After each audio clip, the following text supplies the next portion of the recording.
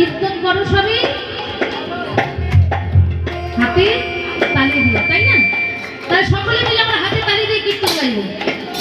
মুখে হরি বলি হরি হরি বলে বলি আমার গোরার মুখে হরি বল হরি বল হরি বল বলি আমার গোরার নিচে যা